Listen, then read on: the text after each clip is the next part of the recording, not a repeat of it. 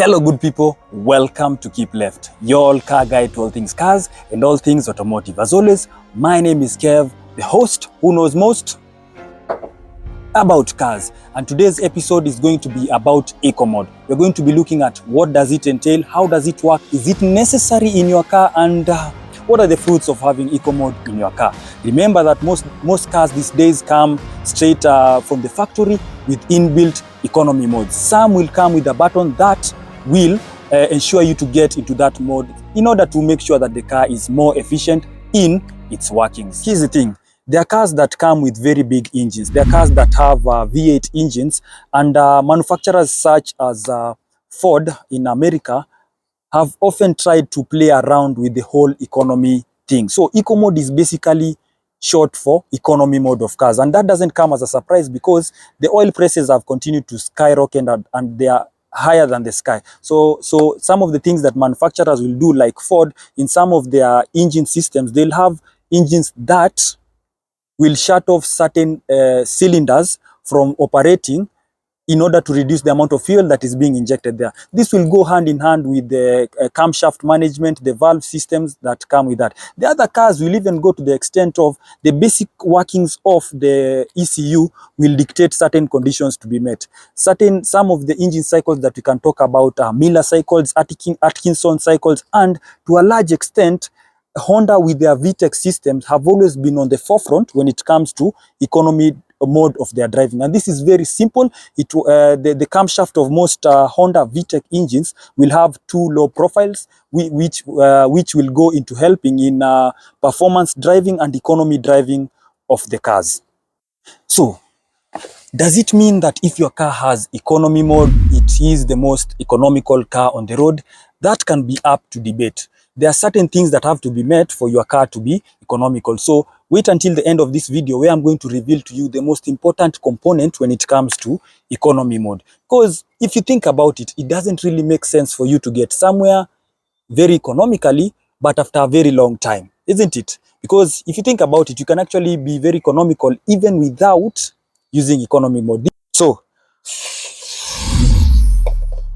do you want to be going to the petrol pump more often than not?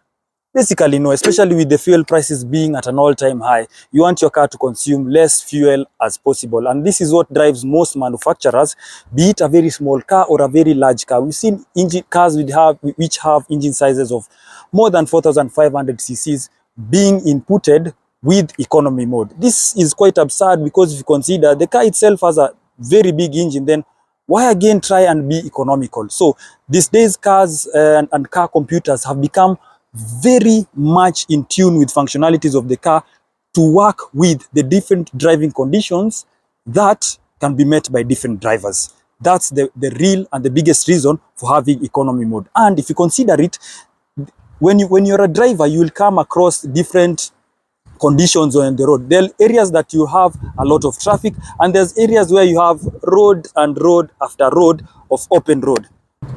So different cars will achieve different levels of fuel economy, and that's why we basically have eco drive in most modern cars. But that doesn't denote the fact that the driver is the most important component when it comes to economy driving, because if you're very hard on the gas pedal, you'll end up using a lot of fuel, whichever way you look at it.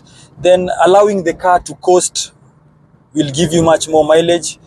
Just allowing the car to build up speed, which is developed by the momentum of the car, will also help you to increase your fuel mileage.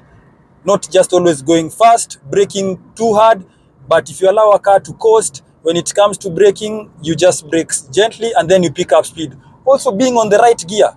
Those are some of the things that some cars with their eco drive, and especially automatic cars, will be able to give you that level of usability. Because if you think about it, driving a car at 70 kilometers per hour at gear 2 cannot be economical. So eco drive will go to levels of assisting you to be in the right gear, depending on the speed that the car has at the time that you're driving it.